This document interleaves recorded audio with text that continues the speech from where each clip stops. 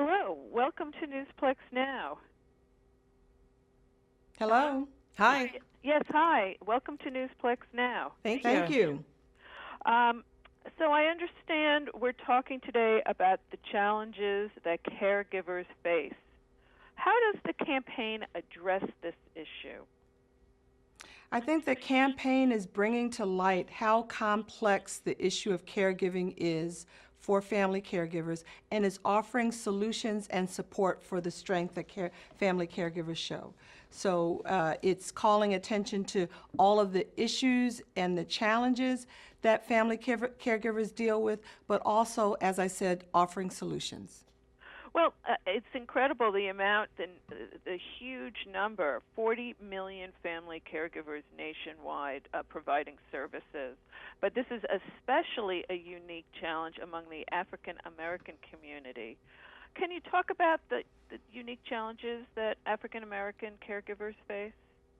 Well, one of the most significant challenges is that of the financial burden. And research has shown, and research done by AARP, that African American caregivers will spend 34% of their personal income on caregiving, which is significant, and especially when you compare it to 14% of white caregivers. So there's a financial burden that's in the outlay of paying for things that may not be covered.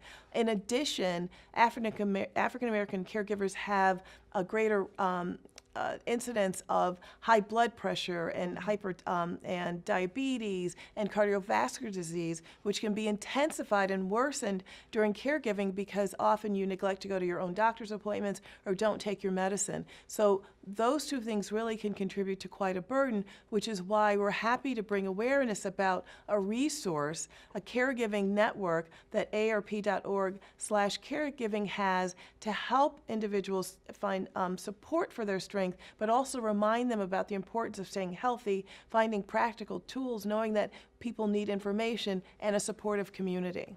Well, it's incredible. I mean, I see a stat here of 1 in 3 African American family caregivers are sandwiched, caring Yes. for a child or a grandchild under the age of 18 in the same household, and then these people are not well themselves. Right. That's an incredible burden. Well, certainly if you're not well, it can increase the burden.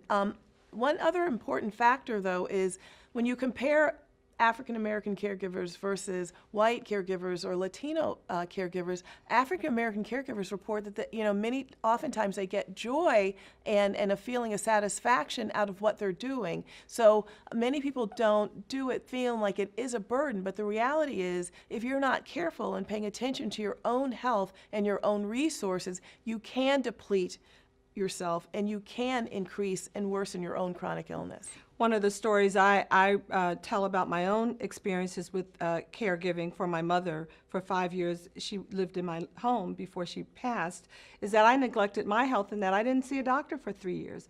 Yet almost on a monthly basis, I was taking her into doctors, emergency rooms. I was constantly in front of health professionals, but for her care, and totally relegated my care and my health issues to lower status. So it's so easy to get caught up in the role that you neglect yourself. I can see that. It's certainly, when your time, attention, all that effort and energy is going to making sure your loved one is healthy or safe.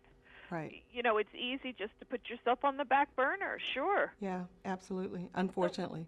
So where can caregivers go for information and support, and what kinds of resources are available?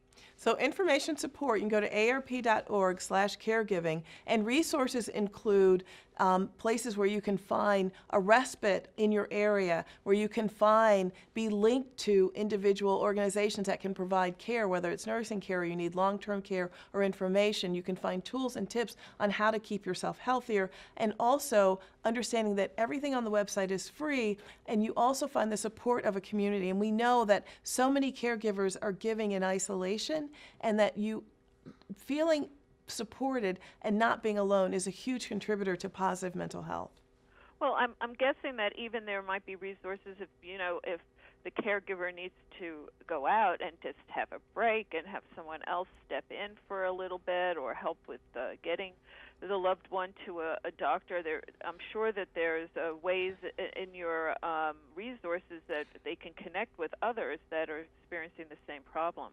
There are on the Resource Center information about respite care, but I also want to emphasize that in your own network, your neighbors, your family members, your church members, there's formal respite, but there's also informal respite. And sometimes, in my case, it would suddenly be on a Saturday afternoon, I needed milk, and I couldn't get out because I hadn't thought through who might I ask if this comes up. So it's important to be prepared to think about both the formal programs, but also who around you can help out and not be so isolated, ask for the help.